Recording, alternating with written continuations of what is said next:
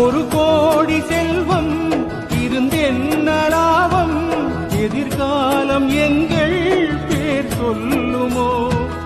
உன் போல பிள்ளை என் வீட்டில் இல்லை, மனம் கொண்ட ஏக்கம் நான் சொல்லவோ? அருளன்னையின் ஒரு பிள்ளையே, அருளன்னையின் ஒரு பிள்ளையே, குழந்தை இயேசுவே. சரணம் சரணம் திருவடி சரணம்.